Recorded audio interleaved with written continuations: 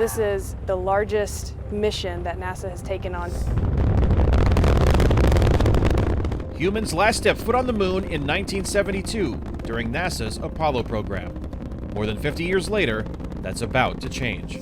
Apollo had a twin sister, Artemis, and this is our generation. And so I think it's a fantastic thing for us to be able to experience, be able to go explore and really put a presence on the moon. The Artemis generation, now on the Inside Story.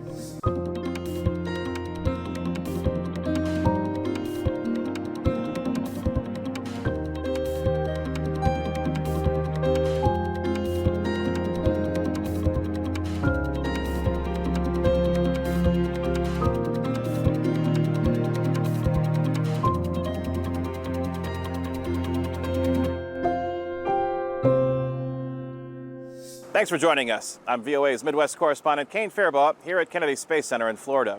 The launch and return of the unmanned Orion capsule as part of NASA's Artemis 1 mission marks the beginning of a new chapter in space exploration. As hundreds of analysts and engineers around the world review the data coming in from the mission, planning is underway for the first crewed mission back to the lunar surface in what NASA hopes becomes a long-term presence on the moon. This is the largest mission that NASA has taken on.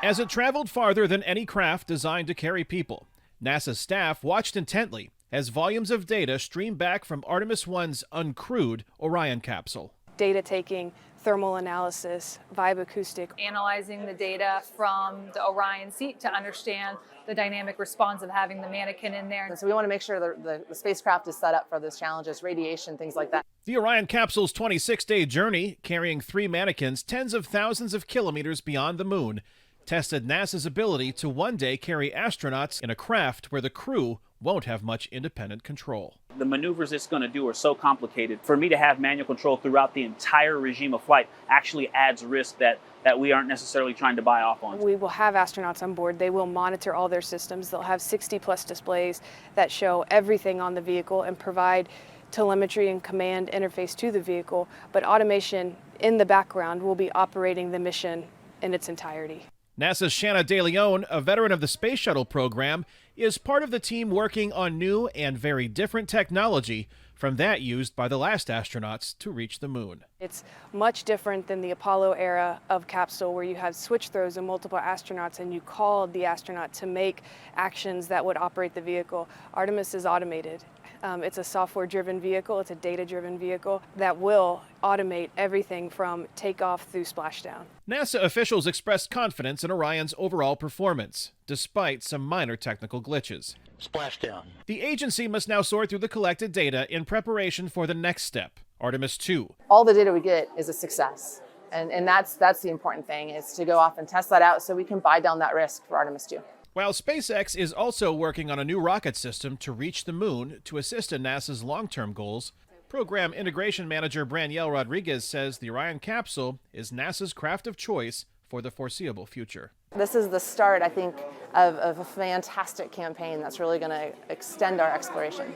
Program Manager David Reynolds says the entire future of spaceflight depends on this first uncrewed attempt to return to the moon. As you tick off the different boxes, you buy down a certain amount of risk for the crewed flight. And so once you have made that determination and we decide that it is safe enough to fly with crew, then we hope we will have considered it a mission success. It's been more than a half century since astronauts journeyed to the moon. Well, folks, that's about to change.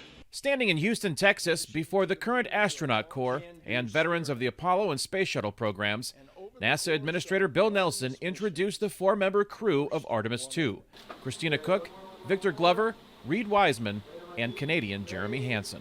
This is humanity's crew. Reed Wiseman is mission commander for Artemis 2, while Christina Cook and Jeremy Hansen will serve as mission specialists. Cook is set to make history as the first woman on a lunar mission, and Hansen as the first international astronaut to take such a journey, something NASA Administrator Nelson emphasized during the announcement. We choose to go back to the moon and then on to Mars, and we're going to do it together. Because in the 21st century, NASA explores the cosmos with international partners. Victor Glover, a U.S. naval aviator, will pilot the Orion spacecraft on the 10-day round-trip mission around the moon, testing the functions of the systems and equipment that future crews will use to eventually return to the lunar surface. In an interview with VOA before last year's Artemis 1 mission, Glover said he embraces the historic opportunity to be the first person of color assigned to a moon mission. People keep asking me, is it meaningful to you that little black kids look up to you and say they want to be like you? You know what? Let's be honest. I represent America. I'm a naval officer and I work for NASA. I represent America. And little white kids, little Mexican kids, little Hispanic kids, little Iranian kids follow what we're doing, because this is maybe one of the most recognizable symbols in the universe. The initiative to ensure diversity in NASA's Artemis program was outlined in the Biden administration's $25 billion funding request to Congress for NASA for fiscal year 2022, which includes the moon missions. Agency managers, including Branielle Rodriguez, embrace the mandate. Apollo had a twin sister, Artemis, and this is our generation. And so I think it's a fantastic thing for us to be able to experience, be able to go explore and really put a presence on the moon. She is proud to participate in an historic project that will also bring the first woman to the moon. I think it's important for all of us, right? Whether it is a man or a woman, I think it's fantastic. I think as an agency, as the nation, and even as the world, being able to show that we can explore as humans back to the surface of the moon is really what we need to go off and show, and really be able to then set our presence to go beyond. To do this once would feel like you're performing. Danielle Bell teaches marketing and communications at Northwestern University. She focuses on issues of diversity and inclusion and welcomes NASA's initiative, which she hopes is permanent. When they're transformative and not performative, that happens when the organization lives their values. Women make up 1/3 of the current group of 41 astronauts at NASA. 12 are people of color. While 16 are experienced pilots, the rest are experts in fields such as geology, medicine, and engineering, bringing professional diversity to the core. What I can appreciate about this mission is that it's not just about diversity. It's not just about representation. You've got an entire pool that is of diverse backgrounds, right? So check that box. Not only is the makeup historic, the crew of Artemis 2 could also venture farther in space than any humans before them, traveling over 1 million total kilometers in a path that extends well beyond the moon before returning back to Earth. NASA says the exact distance and plan depends on a number of factors, including the date of the actual mission launch. So, am I excited? Absolutely. But my real question is, are you excited? At the end of the NASA ceremony introducing his crew, Reed Wiseman expressed the determination of the agency to further its goals in space despite repeated delays and cost overruns. 3 words that we keep saying in this Artemis program: we are going. And I want everybody to say it on 3. 1, 2, 3. We are going! NASA hopes to launch Artemis 2 as early as November 2024, with the first mission to the lunar surface as early as 2025. The European Space Agency has selected 7 of its astronauts that will train side by side with NASA astronauts in the Artemis missions returning to the moon. One of those ESA astronauts is Germany's Alexander Gerst. In the lead up to the launch of Artemis 1, we talked with Gerst, a geophysicist and veteran of several missions to the International Space Station, about his hopes for Artemis. How do you feel at this moment on the precipice of what's about to happen? How do you feel right now, knowing that this is a possibility? Yeah, and to be honest, I think it's quite exciting to be here. Usually as an astronaut, you get more and more calm the closer you get to your launch. Many people think it's the opposite, but actually, your biggest worry as an astronaut is that something gets in the way between you and the launch. You break your leg or a technical problem. So the closer you get to launch, even in the last minutes, this chance is getting smaller and smaller now, and I'm going to be on my way soon. So usually we get calmer the closer we get to launch. There's, of course, our hardware on board from the European Space Agency. We want to make sure that we do our stuff right. We're on the critical path to NASA's strategy to go to the moon, so we want to really make sure that this works. So lots of stuff coming together, and to see this as an astronaut, where usually you're used to have some control, right? You're controlling a vehicle, you're controlling a spaceship. That makes us calm. To know that we can do that. Just standing there, not being able to do anything, that makes us a bit nervous. The Orion spacecraft is very automated, almost fully automated. Does somebody who's in it want more control of the spacecraft, or is the automation something that you welcome? Well, automation does not necessarily mean no control, right? So I think it's a good thing that we don't have to fly the spacecraft with 2 joysticks manually without any assistance, because that's actually difficult and dangerous. And I mean, it was one of the highest risk activities of the Apollo program. So having automation for things that the computer can do better than the human actually really helps a lot. And it allows the human to take decisions that are more important, like more high-level decisions. Nevertheless, there will always be, in any kind of spacecraft, the necessity for a human to be able to take high-level decisions and control what the spacecraft in general is doing, right? You want to be able to do a mission aboard. You really need to know what to do when something goes wrong, when the computer fails, right? What is then? What if you have an oxygen leak? What if you have a fire on board? Things like that will always require human interaction. And so having a highly automated vehicle actually allows us to train more on the things that are quite important for the mission success, or even to prevent the loss of life. How tense is the wait to find out if or when or how you will have the opportunity to participate in the Artemis program?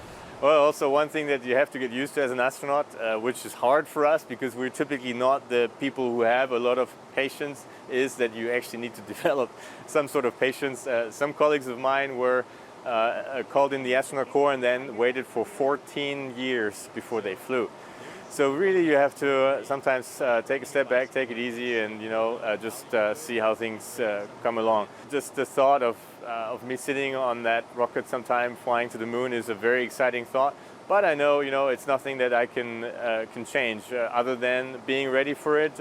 My colleagues and I from the European Astronaut Corps, we're all qualified to do this. We have enough experience to do this. So it's not about, who's the best, or is he better or she better than me. It's, there's a lot of other decisions come in, political decisions, which play a role when you have an agency with 22 member states. And so, the easiest thing that I find, and what my colleagues also probably see it that way, is that you take a step back and you let things come at you, and you take them as they come. This is broadening the cultural inclusion in this entire endeavor. And do you see that being from Europe? Do you see the excitement that it's generating? One of the most important parts of this mission is that it's internationally brought together. That's this huge international cooperation, which is good for many reasons. First of all, it's easier, it's cheaper to do things with your friends, right? You don't have to do everything on your own. International corporations tend to be more stable than things that one country does alone, because people in that country could change their mind, conditions could change, and somebody says, "Oh, we'll cancel it."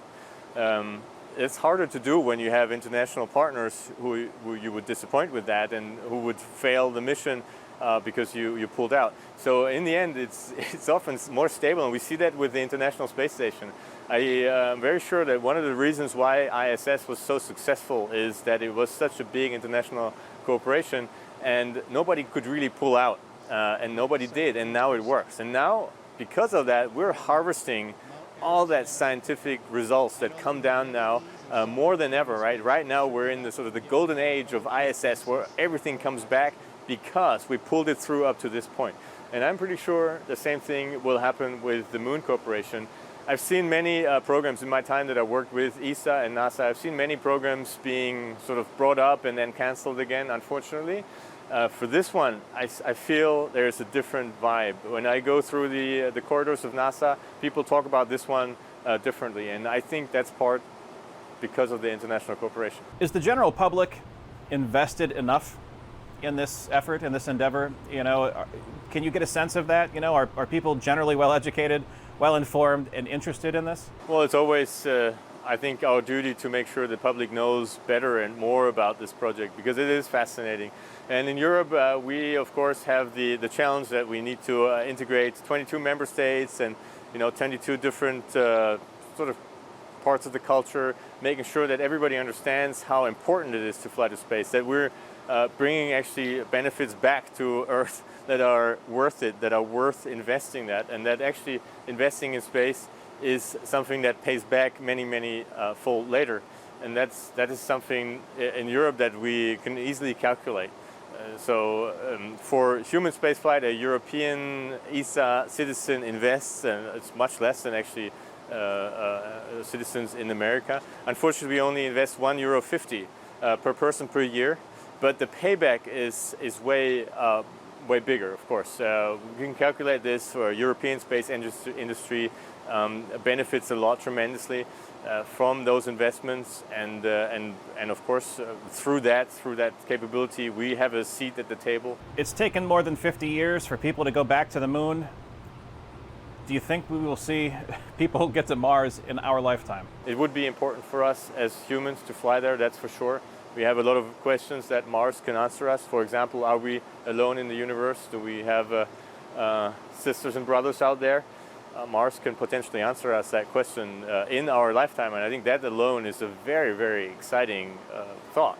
But also it tells us about climate, how to protect Earth. Mars was once a potentially habitable planet. It had liquid water, a dense atmosphere, but now it's dead. It's a desert with not much possibilities for life.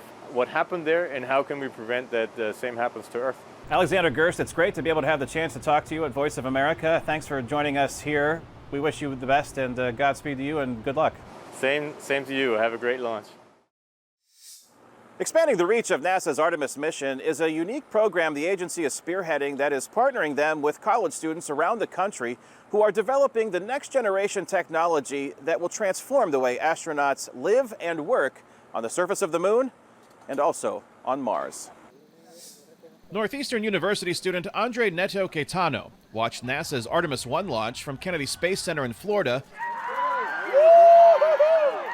live on a device in the lobby of a hotel across the country in California. I just kind of had like not a flashback, but a flash forward, I guess, of seeing maybe Artemis 4 or something, and Cobra is like part of the payload and it's being deployed on the moon to do what it was meant to do. Artemis 1 launched the night before Caetano and his team presented their crater-observing bio-inspired rolling articulator, or COBRA, rover project in NASA's 2022 Breakthrough, Innovative, and Game-Changing, or Big Idea Challenge. The big challenge for Caetano's team was impressing judges assembled in the remote California desert. They were skeptical that the mobility solutions that we were proposing would actually work. A skepticism born from the simplicity of their design. A robot that moves like a snake, and then the head and the tail connect and it just rolls. NASA's Big Idea Challenge and the associated prize money prompted teams of college students to develop solutions for the agency's goals in the upcoming Artemis missions to the moon. Extreme lunar terrain mobility. Northeastern's Cobra can uniquely move through fine desert sand, similar to the dust or regolith of the lunar surface, to probe the landscape for interesting features, including ice and water. They never could sort of deploy a robot, a ground vehicle that can sort of negotiate this environment, can get to the bottom of this crater and look for ice water content. Professor Ali Reza Ramazani advises Northeastern University's team developing Cobra and is experienced in designing robots that mimic real organisms. So with like him building like a robot dog and a robot bat and things like that, we knew we wanted to kind of have some bio-inspiration in our projects. Ramazani hoped Cobra's simple snake design could win over judges in NASA's competition. Our robot sort of tumbled 80, 90 feet down this hill and sort of, that impressed the judges. We did this with minimum energy consumption and within like 10, 15 seconds. Cobra is cost-effective, too. Perhaps if you want to have a space-worthy platform, is going to be in the order of like $100,000 to $200,000. You can have many of these systems. So the fact that Cobra is super light kind of brings benefit to it as well. The Northeastern team's November demonstration of Cobra in the California desert put to rest any lingering skepticism, sending them to the top of NASA's 2022 Big Idea competition, and hopefully, in the not-too-distant future, to the top of NASA's SLS rocket system on its way to the moon. I'm not saying this. Our judges said that it's potentially going to transform the way that future space explorations would look like. Which is why, despite his impending graduation from Northeastern University later this year, Caetano plans to continue working on Cobra. Because we kind of all did this together and we brought it to life together, so the idea of just fully abandoning it post-graduation probably doesn't appeal to most of us. In some way or another, we still want to be involved with the project and making sure that what we started, we're still the ones that put it on the moon at some point. A point that could happen as soon as 2025, which is the year NASA hopes to return astronauts to the lunar surface in the Artemis program. Thanks for joining us on this edition of The Inside Story. I'm Kane Fairbaugh. You can visit us on Instagram and Facebook at VOA News. You can also visit our website at voanews.com. As NASA's Artemis mission ushers in a new era of human spaceflight, we end the program by taking a look back through the use of exclusive interviews Voice of America conducted over the years with those who were the first to chart the path forward to the moon, the original Apollo astronauts. Your Voice of America, New York here. In 1957, I was a Fulbright student in Norway, and I was out in the field gathering geological information. The only American radio I could get was Voice of America out of Algiers. And it was during one of the Willis Conover broadcasts, Jazz from A to Z, that they interrupted and announced that the then Soviet Union had launched the first artificial satellite of the Earth, which was Sputnik 1. And that's when I finally decided, well, I better start paying attention to space. We choose to go to the moon in this decade and do the other things, not because they are easy, but because they are hard. When President Kennedy made the announcement we were planning to go to the moon and get there before the end of the decade, I really couldn't believe it. I said, no, he's just saying this thing to give us confidence, but I don't think that's possible. No nation which expects to be the leader of other nations can expect to stay behind in this race for space. Exceptionalism in space, being number one, being a leader, anything less than that is unacceptable to the people of this nation. It is a very dramatic expression of what can happen if you assemble the right people, the right skills that work together as a team with the right leadership, what miracles can happen. It was a wonderful example of organization within a large government agency. We invested a good bit of time, effort, and human endeavors to gain that leadership with the Apollo program. This is the Voice of America's Apollo 11 News Center. It is burning, it's moving. The rocket is lifting off the pad. It's lifting beautifully into the sky. The next critical point in the lunar landing flight comes in about 2 hours from now. Tranquility Base here. The Eagle has landed. I'm going to step off the limb now. That's one small step for man, one giant leap for mankind. The space program was a positive that gave people inspiration and help about what this country was doing.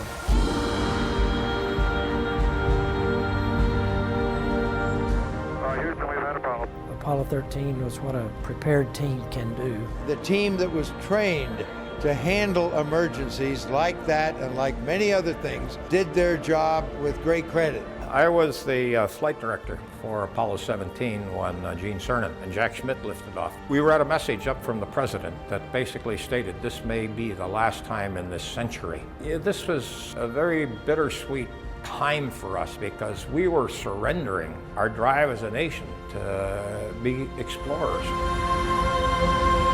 Leaving the planet Earth and going forward into the universe. I think no more significant contribution has Apollo made to history. We'll go back to the moon. My friend Neil Armstrong thought that going back to the moon was a proper and necessary precursor to a Mars expedition. To say that I thought it would be 50 or 60 years before Americans were back on the moon, I would not have guessed that at all. surprises me from the way I felt at the time that we hadn't been to Mars. I think the space program that we're getting into is going to require more and more cooperation with other countries. That can be and should be a very crucial reaffirmation time of the pathway that we chart. I'm a Martian. I think Mars is the next great destination.